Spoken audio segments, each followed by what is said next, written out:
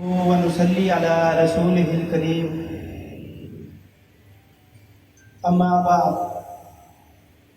فأعوذ بالله من الشيطان الرجيم بسم الله الرحمن الرحيم ربي اشرح لي وصدري ويسر لي أمري واحلل عقدة من لساني يفقهوا قولي ربی زدنی علما ربی زدنی علما ربی زدنی علما۔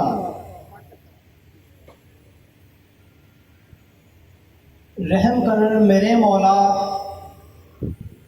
رحم کر میرے مولا، تجھے رحمت کا خدا کہتے ہیں، اس محمد کے واسطے جسے صلی علیہ کہتے ہیں۔ محمد کی نسبت کا اگر سہارا نہ ہوتا، ہم بے کسوں کا کہیں بھی گزارا نہ ہوتا۔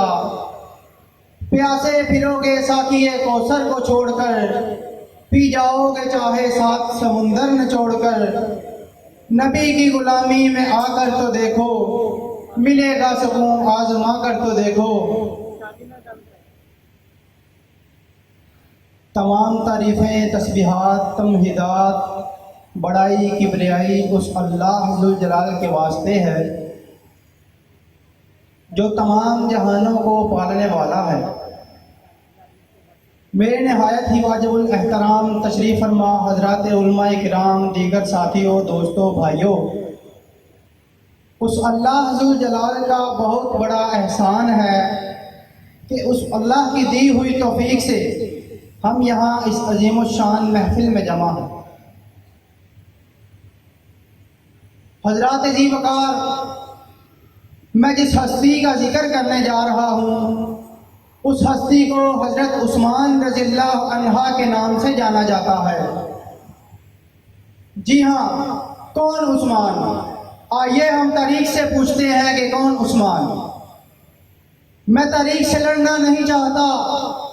اگر تاریخ کہے کہ حضرت حسین رضی اللہ عنہ کا پانی 10 دن بند رکھا گیا تب بھی ٹھیک ہے۔ اگر تاریخ کہے کہ حضرت حسین رضی اللہ عنہ کا پانی 7 دن بند رکھا گیا تب بھی ٹھیک ہے۔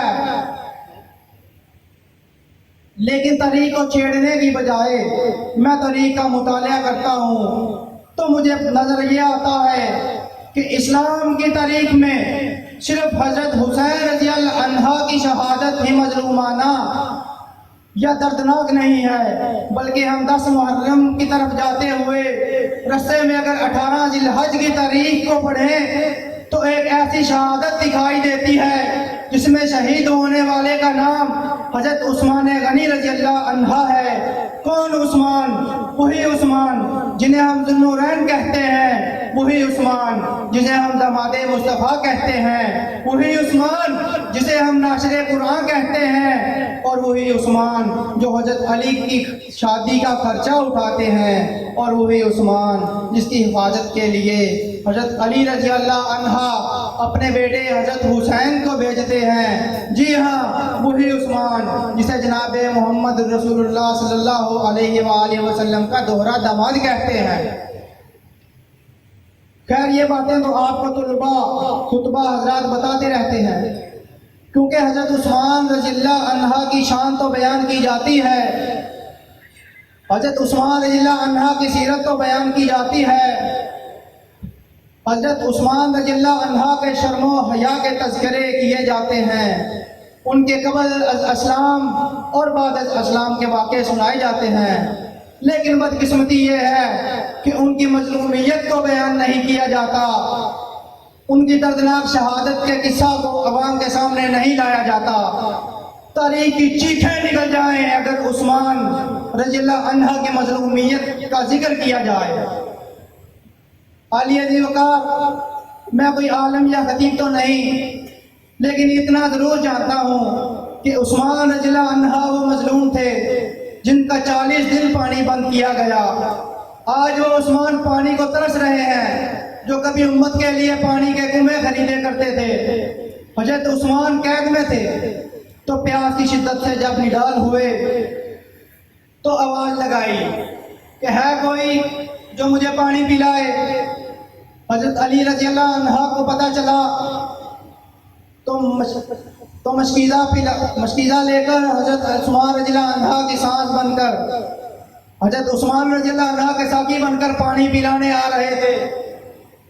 ہائے افسوس، آج کربلا میں علی اصغر پر برسنے والے تیروں کا ذکر تو ہوتا ہے، لیکن حضرت علی رضی اللہ عنہ کے مشکیزے پر برسنے والے تیروں کا ذکر کیوں نہیں ہوتا؟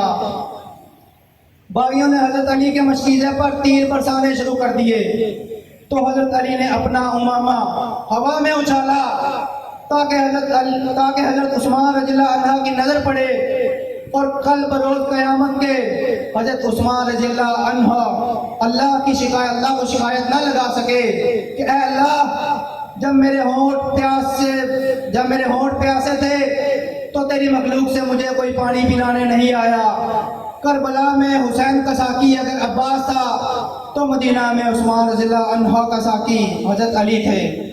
اس عثمان کو 40 دن ہو گئے ایک گھر میں بند کیے ہوئے، جو عثمان مسجد نبوی کے لیے جگہ خریدا کرتا تھا۔ آج وہ عثمان رضی اللہ عنہ سے ملاقات نہیں کر سکتا جس عثمان کی محفل میں جوگ در جوگ صحابہ آیا کرتے تھے۔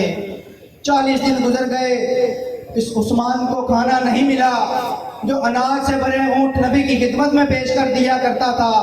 آج اس عثمان کی داڑھی مبارک کھینچی جا رہی ہے جس عثمان سے آسمان کے فرشتے بھی حیا کرتے تھے۔ آج اس عثمان پر ظلم کیا جا رہا ہے جو کبھی غزوہ احد میں حضور نبی کریم کا محافظ تھا۔ آج اس عثمان کا ہاتھ کاٹ دیا گیا جس سے آپ کی بیعت کی تھی۔ آئے عثمان، میں نکتہ دان تو نہیں، میں عالم نہیں جو تیری شہادت کو بیان کر سکوں۔ دل پھٹ جائے اور آنکھیں نم ہو جائیں۔ آج اس عثمان کے جسم پر برچی مار کر لہو لہان کر دیا گیا جس عثمان نے بیماری کی حالت میں بھی بغیر کپڑوں کے کبھی غسل نہ کیا تھا۔ آج آپ کی 2 بیٹیوں کے شوہر کو ٹھوکریں ماری جا رہی ہیں۔ 18 ذی الحج 35 ہجری ہے، جمعہ کا دن ہے۔ حضرت عثمان روزہ کی حالت میں ہیں، باغی دیوار پھلانگ کر آتے ہیں اور حضرت عثمان کی داڑھی مبارک کھینچتے ہیں، برا بھلا کہتے ہیں۔ ایک باغی پیٹھ پر بیٹھ کر برچی مارتا ہے، ایک باغی لوہے کا آہنی ہتھیار سر مبارک پر مارتا ہے۔ ایک تلوار نکالتا ہے، حضرت عثمان رضی اللہ عنہ کا ہاتھ کاٹ دیتا ہے۔ وہ ہاتھ جس ہاتھ سے آپ صلی اللہ علیہ وآلہ وسلم کی بیعت کی تھی۔ قرآن سامنے پڑا تھا، خون گناہ پر گرتا ہے تو قرآن بھی عثمان کی شہادت کا گواہ بن جاتا ہے۔ کسی کی شہادت کی گواہی کربلا کا میدان دے گا تو کسی کی شہادت کی گواہی احد کا میدان دے گا، کسی کی شہادت کی گواہی بدر کا میدان دے گا۔ ہائے کیا خوبصورت لمحہ ہوگا اور کتنا ہی عظیم وہ صحابی ہوگا جس کی شہادت کی گواہی اللہ کا قرآن دے گا۔ حضرت عثمان زمین پر گر پڑے تو باغی حضرت عثمان کو ٹھوکریں مارنے لگے جس سے آپ کی پسلیاں تک ٹوٹ گئی اور حضرت عثمان باغیوں کے ظلم سے شہید ہو گئے۔ شہادت کے بعد بھی باغیوں کے ظلم و ستم ختم نہیں ہوئے اور میں ان مظالم کو بیان کرنے کی ہمت نہیں رکھتا، بات کو مختصر کرتا ہوں۔ اسلام وہ شجر نہیں جس نے پانی میں غذا پائی، دیا گون صحابہ نے پھر اس میں بہار آئی۔ لیکن عالی قدر آج ہمیں مسلمان ہونے پر فخر ہے کہ ان کی قربانیوں سے ہمیں یہ دین ملا ہے۔ لیکن اس میں سوچنے والی بات یہ ہے کہ ہم نے اپنے گھر کے ٹی وی لانچ میں 56 انچ کی LCD تو لگائی، اگر نہ بنائی تو گھر میں لائبریری نہ بنائی، اپنے بچوں کو سیرت صحابہ نہ سنائی، اپنے بچوں کو صحیح بخاری کی کتاب نہ پڑھائی۔ ناظرین، ہماری نظریں 6 انچ موبائل کی سکرین پر ہوتی ہیں۔ جتنی نظر ہم 6 انچ کے موبائل کی سکرین پر لگاتے ہیں، اگر اتنی نظر ہم اپنے طریقے اسلام کو پڑھنے میں لگائیں تو شاید ہمارا ایمان تازہ ہو سکے۔ نماز پڑھ اس قبل کہ تیری نماز پڑھی جائے، اپنا محاسبہ کر اس سے پہلے کہ تیرا حساب لیا جائے۔ وآخر دعوانا الحمدللہ رب العالمین۔